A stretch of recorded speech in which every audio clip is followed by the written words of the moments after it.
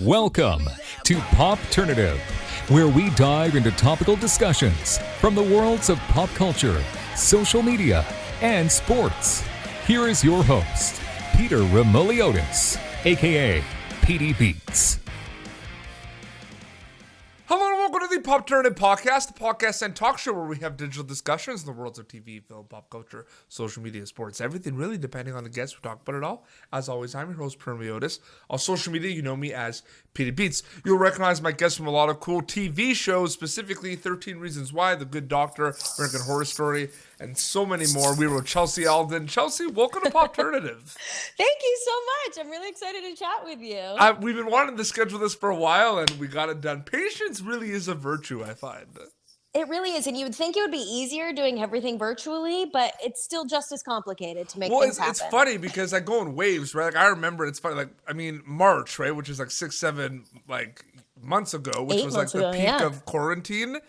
I don't think I did so many interviews because everyone was around. But then in September, it kind of slowed down a bit because I think people were trying to get back to work and to get back on set. It was slowly, but then things shut down again. I know, it's so unpredictable and you never know. And I know it was in September, it was starting to feel like, oh, maybe we have a handle on how to operate within all these new parameters and stuff. Yeah. I don't know. It's a very unpredictable time, but I feel like people are starting to adapt and adjust in their own way, in each industry. Again, we're going to talk. It's a COVID talk. It just became a COVID talk. But I know, right? It's just I wonder. I was talking to my parents about this. I wonder if, because I know there's a lot of people who, as soon as vaccines come in and everything, people are going to go back partying, going out, going to beaches and everything. But I'm wondering if there's going to be a lot of people that are still going to kind of they like the fact that they're not getting sick or not getting colds. They like staying in. I'm wondering what's going to happen there. You know what I mean? I have no idea. And I don't think anybody really, people can say oh yeah, I'm going to be at the front of the line to get that vaccine, or I'm going to stay home. But I feel like nobody actually knows what's going to happen until we get there. And then they'll sort of see what their job says and just how life is going to go. Mm-hmm. No, absolutely. So you specifically, you are what I call a storyteller, because whether you act, you direct, you write, that's what you are, Chelsea. You're a storyteller. Thank you. When did Chelsea Alden decide that storytelling was something she wanted to do? It started at a really young age. I remember, I couldn't have been more than 4 years old. And I remember watching, Swan Lake. It was on TV on PBS or something. And I remember watching it and feeling so emotionally moved by dance and by music. And there wasn't even any dialogue, but I was just so enamored with the story and the emotionality and the connection between the characters. And I think after that point, I started doing little shows and things just in my living room. And my mom really picked up on it and put me in dance classes, gave me singing lessons, community theater. And I think I did my first commercial when I was 7 or something like that. And it's taken a while for me to figure out what stories I want to tell and what kind of storyteller I want to be. For a long time, I thought I was strictly going to be a musician. But I really found that acting and now sort of writing and directing is really been my favorite medium. Absolutely. But you mentioned dance. Yeah. That's storytelling. That's that is I feel like people don't realize that is prime storytelling right there. And it's so visceral because you're doing it with your whole body. When I watch dancers, a moving dance performance, it's one of the few art forms that I will almost instantly start bawling. It just hits me on a whole nother level. I know, it's just craziness. You've been on some really, really cool shows, specifically 13 Reasons Why. Mm-hmm.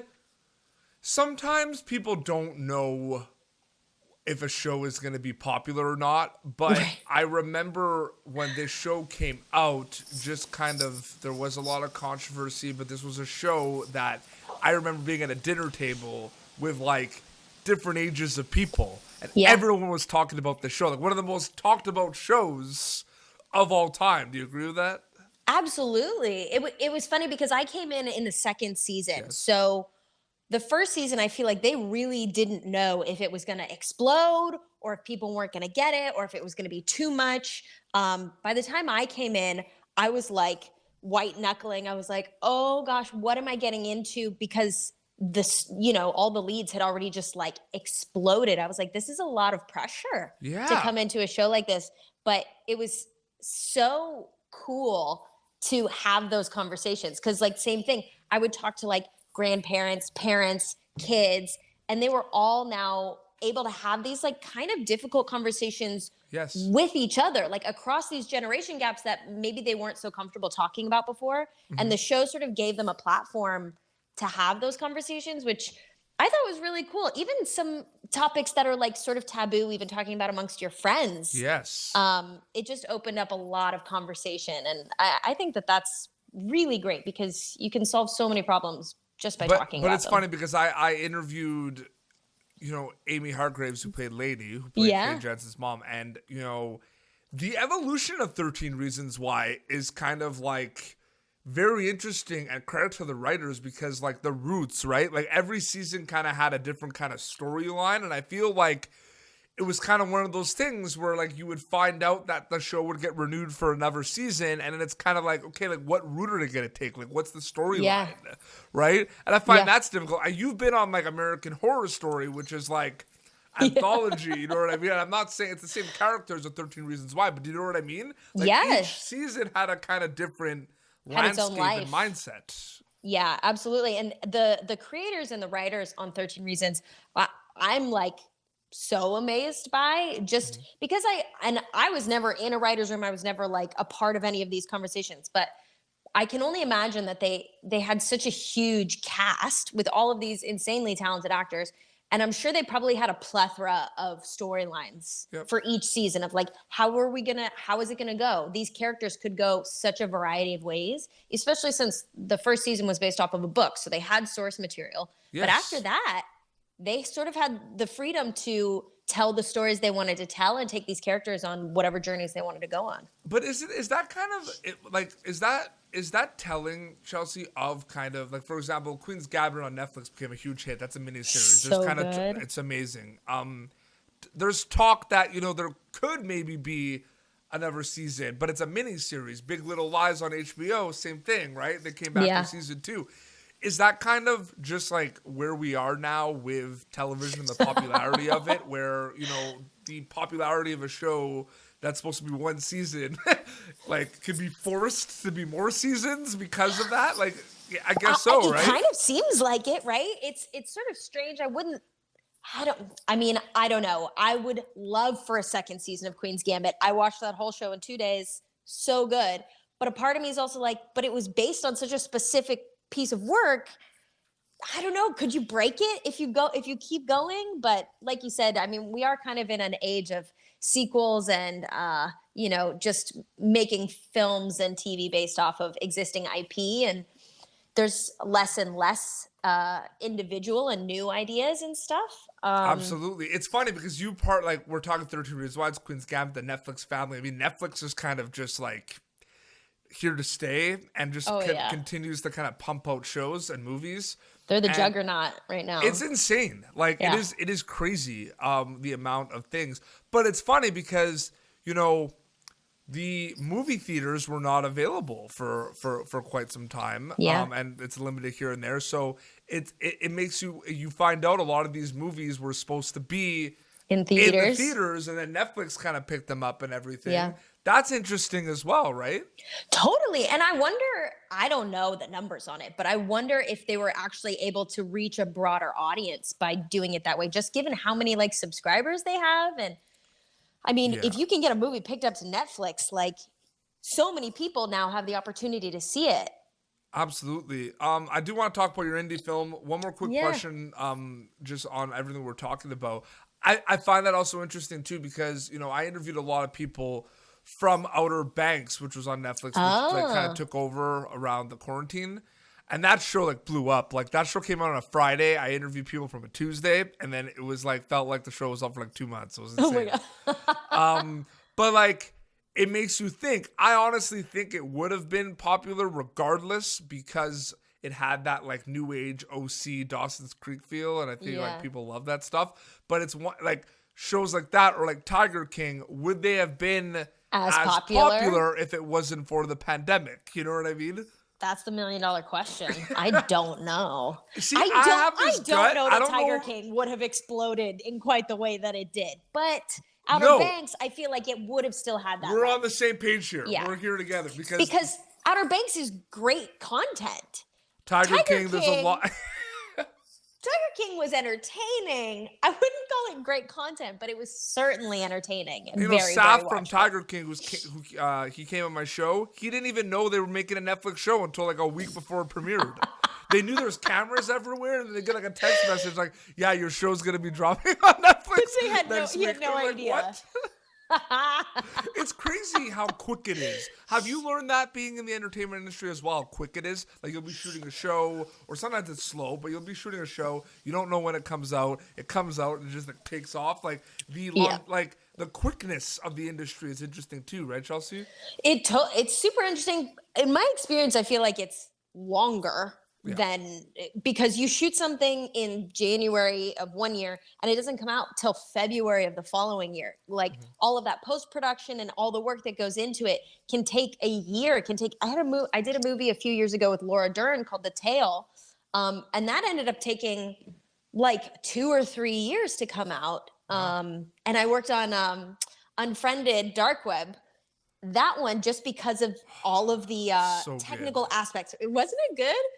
Like shooting with all of the like GoPros and the computer cameras and stuff and having to edit all of that footage together, I feel like took 2.5 years. I forgot you were in that movie. I know. I apologize. It's okay. It was very brief. And I mean, it was before I had done 13 Reasons. Like I did so many things in between when I shot that movie and when it came out. I was like a different actor by the time the movie was actually released. Did you watch Host? Did you see that yet? Host? No. Because it reminded me of the Unfriended. It was basically these, like, it's on Shudder. It's like they're doing a Zoom call, and then, like, they're doing a seance, and then stuff gets real. Right? It kind of reminded me of Unfriended. Like, that kind of, I thought, like, the first Unfriended, when it came out, the Skype call was, like, the coolest thing. I was like, this is totally so cool that they made it. Yeah. And it was definitely just enough ahead of the game, right? Because now we all live on Zoom, basically. Yep. But when the first one came out, it was kind of like something we were just starting to do a little bit more of. And it was a new way to hang out with your friends. So it really hit home on the like creepy aspect of it. Oh, absolutely. Indie films are here to stay as well. We mentioned Netflix here to stay. I mean, people are making independent features and everything. The term indie has kind of evolved over the past couple of years as well. Talk a little bit about the indie film that you kind of shot recently, and what do you kind of think about the landscape, the evolution of indie film, Chelsea? Indie films are probably my favorite artistically, because there's a sense of like don't get me wrong, I love every Avengers film that has come out. I'm super on board with, those adaptations and everything like that. But when you get to read a script that like you've never seen before with brand new characters from maybe a writer or director that you haven't seen before, it's just refreshing and usually creatively fulfilling to tell those stories because we haven't seen them before. And the film that I did at the end of last year was called Disfluency, which is in post-production right now. And it was actually a really cool process. It's a good name. Right? Great name. The writer and the director of the film, she made a short film version of it that went to festivals and did really well. And then she did this shorts to feature lab where she was able to expand the short film into a feature length and get help from a production company into making it this full-blown feature film. And it's great. It's got a great cast. It's me and then Lieve Barrera, who was in Sneaky Pete, and Ariella Barrera, who was in The Runaways, and they're sisters, and they play sisters in the movie, which is really cute. And then Dylan Arnold, who actually is going to be a series regular on You next season, which will be really fun. And, it's just, we shot out in Michigan, and it was funny. It was very shortly before COVID. So now looking back on it, I'm like, wow, we would not have been able to operate. When you're doing an indie film, it's so like by the seat of your pants and you're just like doing it to get the shot. And now the way that production operates, there's just so much protocol. I wonder how that's going to affect indie filmmaking moving forward, actually. What were some learning experiences for you on that movie, on that set, compared to like something like 13 Reasons Why or The Good Doctor? Like, what was that like? Well, when you go into like, Grey's Anatomy or The Good Doctor or something like that, you have a crew that has been working together for 4 seasons or 10 seasons. They know how they operate. They know how the lighting is supposed to look.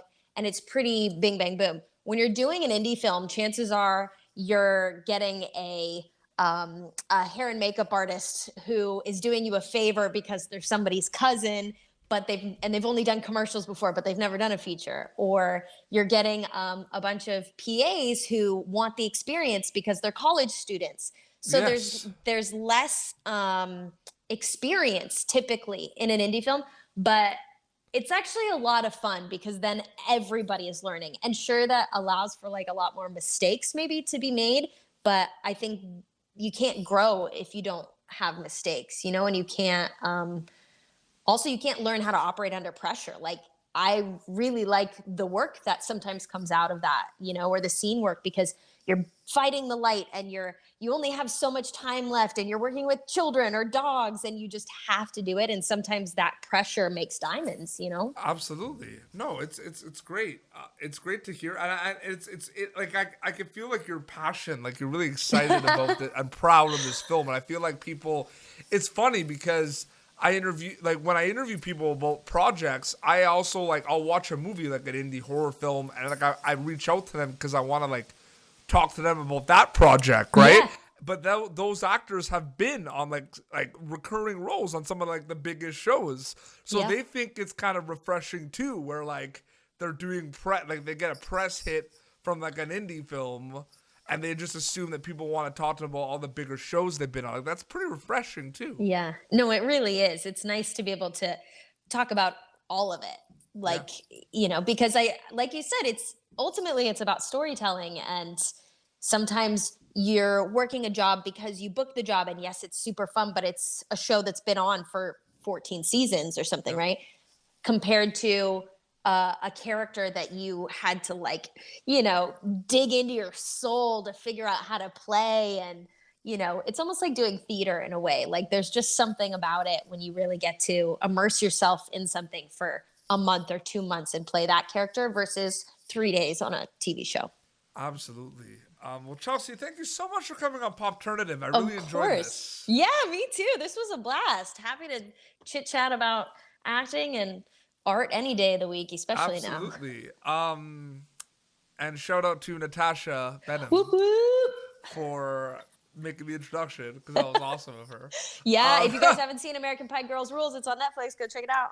And you can check out our interview already on youtube.com/popternative as well. Because that sounds so too. It's really cool when you talk to people like yourself and Natasha, when they talk about a project they've worked on and how humble and also spreading the love amongst the cast and crew. The whole interview, I'm interviewing her and she's talking about the crew and the cast the whole time. I mean, it's awesome to see that. You know what I mean? She's an amazing human, an amazing artist, and an amazing friend. And especially during COVID and pre-COVID, we've both had our ups and downs as far as career and industry goes. And she's one of the first people I call when I book a job. And she's also one of the first people I call when I don't book a job, and it's just nice to have somebody who can answer the phone and get really excited when you book something, and she's that person. So I'm super grateful for her. Where can people follow you on social media to keep up to date with everything? Yeah, I'm on Instagram mostly, which is at chelsea.alden, or on Twitter at Chelsea Alden. Amazing. Well, seriously, thank you so much for doing this. I really appreciate it. Of course. I had a blast. Thank you. Well, this has been Popternative, youtube.com/Popternative for previous episodes. Until next time, this is Chelsea Alden and PD Beats signing off. Thank you for tuning in to Popternative. Make sure to check out our past episodes of Popternative on YouTube. Be sure to like Popternative on Facebook and follow us on Twitter. This has been an Autograph Communications production.